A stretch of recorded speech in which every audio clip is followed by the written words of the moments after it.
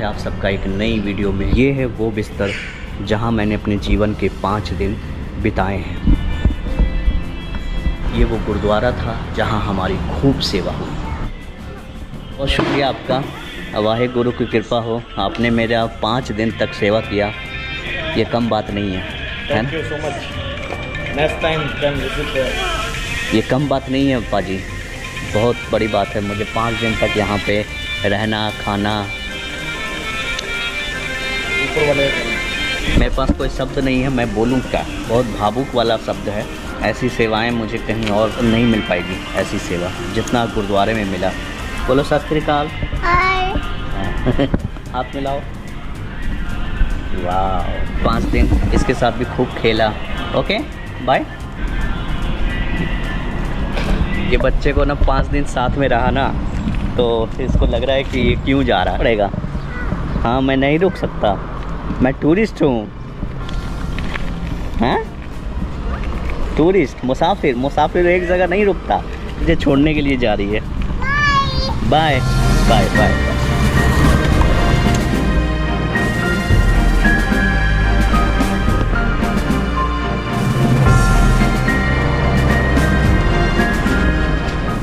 दिन मैं इस शहर में रहा, अलोर सितार में, लेकिन फिर भी मैं लंकावी नहीं जा सका। क्यों? पूछो क्यों? कि 5 दिन में मेरा 3 दिन तो बीमारी में गुजर गया और 2 दिन मैंने वीडियो एडिट किया। इसकी वजह से मैं नहीं जा पाया। आपको बता देते हैं कि आप अलोर सितार से लंकावी कैसे जा सकते हैं, क्योंकि लंकावी जाने के लिए आपको अलोर सितार आना ही पड़ेगा। इस शहर के बिना आप वहाँ जा नहीं सकते। तो कैसे जाएंगे? अलोर सितार से एक रैपिड बस चलती है, जो कि पूरे मलेशिया में रैपिड बस चलती है, और ये सारी बसें दिव्यांगों के लिए एक्सेसिबल होती हैं। आप किसी भी प्रकार के व्हीलचेयर को उस बस में लेके जा सकते हैं आसानी से। अलोर सितार से बस इस वाले जगह पर लेके जाएगी। तकरीबन 5 से 10 रिंगिट तक किराया होगा, बस का किराया। जब आप इस स्थान पे पहुंच जाएंगे, इस स्थान से तकरीबन 30 से 40 किलोमीटर की दूरी पर है।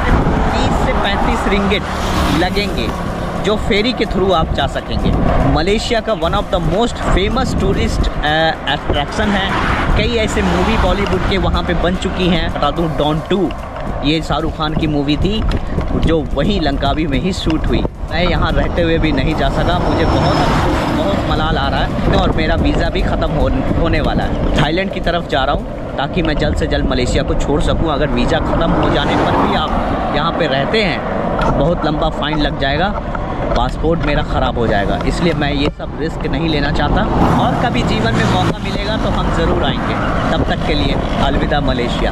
मैं आ चुका हूँ यही एशियन हाईवे एक्सप्रेस वे पर। जो 1 रोड है ना, 1 था, जो अब तक आ रहा था, वो जितारा में ख़त्म हो जाता है। यहाँ से आपको या तो एक्सप्रेस वे लेना पड़ेगा, या फिर आप गांव के रास्ते वाले को चूज़ कर सकते हो।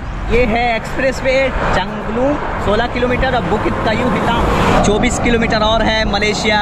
उसके पास मलेशिया ख़त्म। इसमें ना बड़ी ट्रक चल रही है, कंटेनर, जिसकी वजह से मुझे बहुत डर लग रहा है कि इस पर चलना ठीक है या नहीं।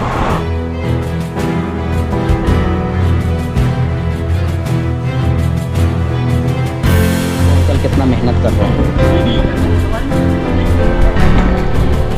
अस्सलामुअलैकुम। वालेकुम सलाम। India to KL flight and KL to drive this vehicle. You good man. No. Your name saya nama Zakaria. हाँ भाई, मैं यहाँ पे आया, चार्ज लगाया अपनी धन्नू के बैटरी को। मेरे सारे सामान यहाँ पे पड़े हुए हैं। 15 kilometre away from here, Thailand border, right. जलपान करूँगा, मैगी वैगी बोलो। You should be spicy like that, no sweet, okay. ये मैगी है। मैगी। क्या करूँ, कुछ खाना ही पड़ेगा। अरे ये लोग समझ ही नहीं रहे हैं हिंदी भाषा। बागोस। In India Maggi fry 2 minute, masala like chili and some little bit water, make and ready.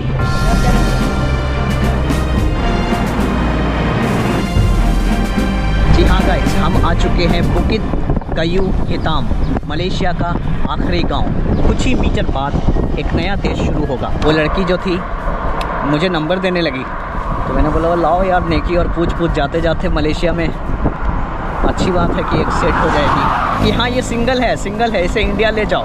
बोले यार क्या बात है यार, नंबर लेना दुश्वार कर दिया। मलेशिया जाते जाते एक अच्छा संदेश दे गया, एक अच्छी चीज़ दे गई जो हमेशा याद रहेगा।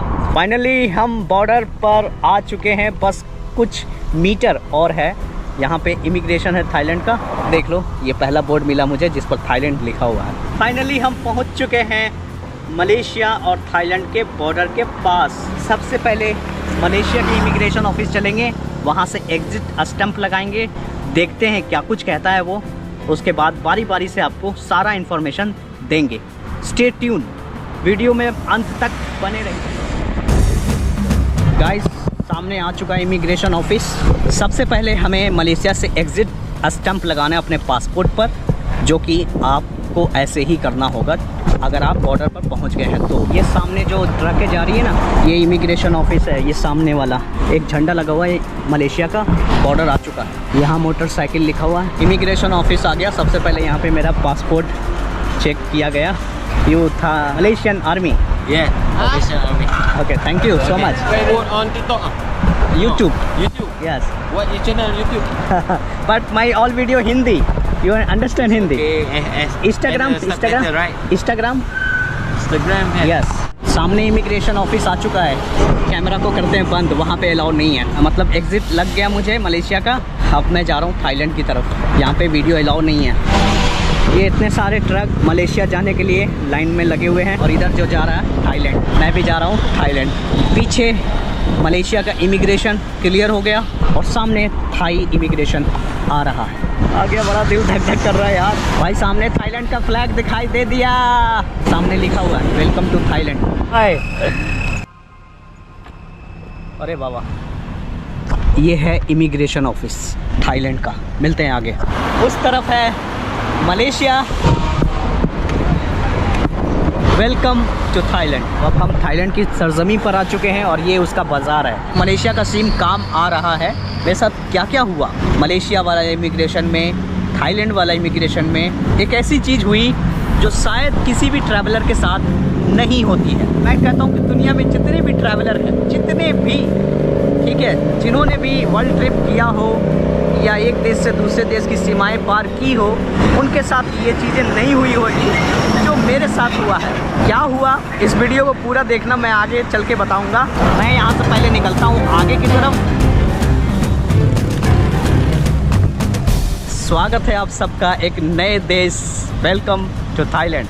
पहुँच चुकी है और मलेशिया का सफ़र हुआ समाप्त। मेरे अंदर एक्साइटमेंट लेवल इतना बढ़ गया है मेरा कि मैं क्या ही बता सकता हूँ। जिस देश में जाने की सपना था उनमें इस देश का भी नाम आता है। एक चीज़ नोटिस कीजिए आप, मलेशिया में 1 था 1 हाईवे और H2 Asian highway 2। Asian highway 2 यहाँ भी कंटिन्यू रहेगा, लेकिन यहाँ थाईलैंड में ये 4 हो गया। यानी ये जो हाईवे मलेशिया में 1 था वो यहाँ पे 4 हो गया। वो मलेशिया में H2 था वो यहाँ पे भी H2 है, क्योंकि एशियन हाईवे। व्हीलचेयर पर विश्व यात्रा के दौरान हम पहुँच चुके हैं कंट्री नंबर 4। स्वागत है आप सबका एक नए देश, लैंड ऑफ अ स्माइल। अब यहाँ तक कैसे पहुँचा, आइए इस पर बात करते हैं। जब मैं मलेशिया की तरफ था, इमिग्रेशन ऑफिसर मुझसे कोई सवाल जवाब नहीं किया। उन्होंने सिर्फ मुझसे पासपोर्ट मांगा और स्टंप लगा दी और बोला यू कैन गो। ठीक है, अब बारी आई Thailand immigration officer. Thailand immigration office में आप घुसेंगे जब, तो आपको एक पर्ची दी जाएगी, उसमें पासपोर्ट का डिटेल्स, होटल बुकिंग और रिटर्न फ्लाइट टिकट के PNR नंबर डालने होंगे, जो कि मैंने उसे डाला, फुल किया। इसके अलावा उस फॉर्म को भरने के बाद इमिग्रेशन ऑफिसर के पास जाना है। वहां जाने के बाद आपसे कोई सवाल जवाब नहीं पूछा जाएगा। ठीक है, एक चीज़ नोटिस करो, एक चीज़ मैं बता देता हूँ, बहुत गहराई में बता रहा हूँ। Hotel booking is the must. Hotel booking बहुत ज़रूरी है। अगर आप बिना होटल बुकिंग के लैंड बॉर्डर क्रॉस करेंगे तो आपको लैंड बॉर्डर क्रॉस नहीं करने दिया जाएगा। मैंने बोला कि मेरा रिटर्न फ्लाइट टिकट है, no need return flight ticket. उन्होंने रिटर्न फ्लाइट टिकट नहीं मांगा, पूछा, मैं बार बार बोल रहा हूँ तो भी नहीं। वो सिर्फ एक ही चीज़ पर फोकस कर रहे हैं, होटल रिजर्वेशन, होटल बुकिंग। मेरे पास होटल बुकिंग था, आरटीआई का नहीं था। मेरे पास कराबी और फुकेट का होटल बुकिंग है। जब आप होटल बुकिंग दिखा देंगे तो वो श्योर हो जाएंगे कि ओके, ये 4 उंगली बाएं का, 4 उंगली दाएं का एक स्टंप लगेगा, मतलब उंगली पर रखना पड़ेगा, जैसे आधार कार्ड बनाते समय रखते हैं ना 4 उंगली, वैसे, और दोनों फिंगर को रखना होगा। दुनिया का कोई भी ऐसा ट्रैवलर नहीं होगा जिसके साथ इमिग्रेशन ऑफिसर एक अच्छे रूप से बर्ताव करे। मुझे ये बात बताते हुए खुशी भी हो रही है, हंसी भी आ रही है। सारा कुछ क्लियर हो गया। उन्होंने मेरा होटल रिटर्न फ्लाइट टिकट का प्रिंट आउट यानी कि उसका फोटो कॉपी करके रख लिया। उसके बाद उसने बोला यू कैन गो। तब मैं दरवाजे से निकल ही रहा था कि जितने भी इमिग्रेशन ऑफिसर था, जितने भी, सब ने एक जगह पैसा इकट्ठा किया और सब लोगों ने मुझे पैसे दिए। यू कैन इमेजिन, क्या आप सोच सकते हो कि एक इमिग्रेशन ऑफिसर किसी ट्रैवलर को पैसे दे? ये मेरे साथ हुआ। उन्होंने मुझे लगभग कितना थाई बात दिया ये मैं गिनती भी नहीं किया, जो देते जा रहा, करीब करीब 15-20 ऑफिसर था, सब आया। जिसने मेरा इमिग्रेशन लिया उन्होंने भी मुझे पैसे दिए।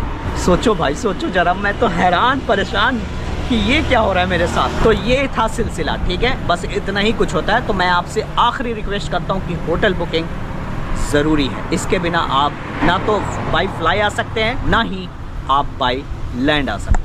देश बदल गया, लोग बदल गए, पैसे बदल गया, रास्ते बदल गए, सब कुछ बदल गया। लोगों के भाषा बदल गए, रहन सहन बदल गया, गाड़ी का नंबर बदल गया, गाड़ी बदल गई। अब मैं भी अपना बोर्ड जल्द से जल्द हटा रहा हूँ, मलेशियन लैंग्वेज वाला बोर्ड, उसे हटा के अब थाई यहाँ से लगाना है। Thank you. खापुन खा, खापुन खा, खापुन खा, खापुन खा, खापुन खा। सदाओ एक जगह का नाम है, इसी के नाम से सदाओ बॉर्डर। खापन खा फॉर सिम। पहले इसे देखने का प्रयास करें, निश्चित नहीं कि आप सो पाएंगे या। भाई मुझे रात को सोने के लिए बहुत टेंशन हो रही है। Bye bye. थाईलैंड की मुस्लिम महिलाएं हैं, इनके दुकान से मैंने सिम लिया और सिम पड़ा है 300 बात, 300 बात, 200 बात लिया और 100 बात मेरा माफ़ कर दिया। रिमा कासी खापन खा, खापन खा। मलेशिया वाला आदत हो गया। तुम्हें बांग्ला बुझवे ना? वहाँ से मैंने सिम ले लिया यार। 300 थाई बात पड़ा मुझे सिम, जो 1 महीने के लिए अनलिमिटेड इंटरनेट के साथ है, ऐसा उनका कहना है। अब देखता हूँ सच में इंटरनेट 1 महीना चल पाएगा या नहीं। आज थाईलैंड में हमारा पहला रात शायद इस मस्जिद में हो सके। किसी ने मुझे रास्ते में दे दिया तो मैंने भी सोचा कि इन बच्चों को दे देता हूँ। लो, थाईलैंड में आज मेरा पहला रात लैंड, और वो भी एक मस्जिद में। यहाँ पे मुझे मिला ये खाने को, ये है चावल, ये है अंडा, ये चिकन सूप है, बनाना है, check food, Cucumber. Cucumber. Yes. Thailand is famous white elephant and night life party. मस्जिद में ये सब बातें नहीं करना चाहिए।